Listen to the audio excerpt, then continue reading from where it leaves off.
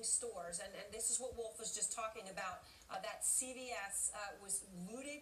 You could see people running in and completely emptying that store, breaking the windows, destroying it. A check cashing store also looted, a liquor store.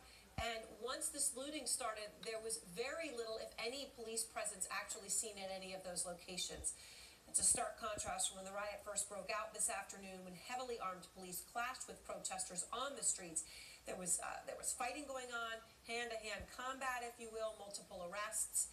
Maryland State Police are ordering an additional 40 troopers to Baltimore tonight as darkness falls. Our Athena Jones was reporting at a high school this afternoon, reportedly to join rioters, throwing rocks at police and reporters. A large number of officers carrying a wounded policeman moved into exactly where Athena was standing. Here's what happened.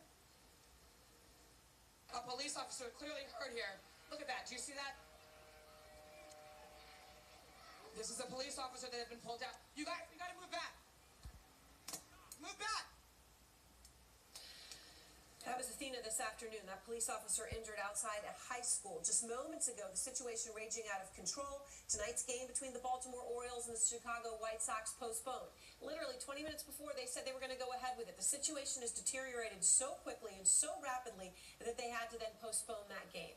All of this was on the day of the funeral for Freddie Gray, the man at the heart of this, the black man who died after suffering a spinal injury while in police custody. We begin our coverage tonight with Miguel Marquez. Miguel, it's been incredible to watch you out on the street. As you said, you've been in this neighborhood for 6 days. The words you just used a few moments ago describing what you were experiencing at this moment was, holy hell. Holy hell is right. We don't know where this is going now. We had very little notice that this was going to happen today, this protest from a high school that has just exploded into pockets of absolute riot and chaos throughout the city of Baltimore. This is the corner of North Avenue and Pennsylvania Avenue. This is near, just a few blocks from where Freddie Gray was arrested and the police station where he was eventually taken and then moved into an ambulance there. The police here, the riot police, have moved the crowd down this way. On the other side of them is the CVS that was burning for about a half hour before fire trucks were able to get in there. There were two vehicles, one a police vehicle right down the way from it that had burned for an hour with no fire trucks around to service it.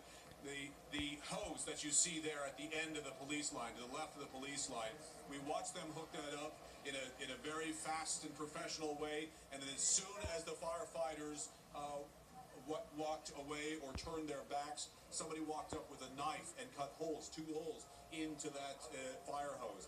Firefighters were able to come back, shut the water off, remove the link, and then reestablish the connection, so they are getting water on the fire now, and that can tell you the smoke and the fire in that CVS is much less right now, but absolute pandemonium. I want to show you here, this is Pennsylvania Avenue. That's toward downtown Baltimore.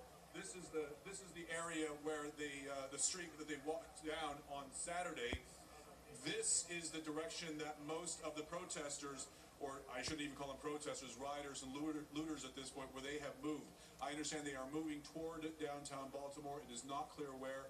I understand the arena here in Baltimore is a place where a lot of students get off on the bus, and that's a place where they've had some problems. But clearly, the Camden Yards has also always been a target of theirs. Certainly, it was on Saturday. That's where the worst of the violence was.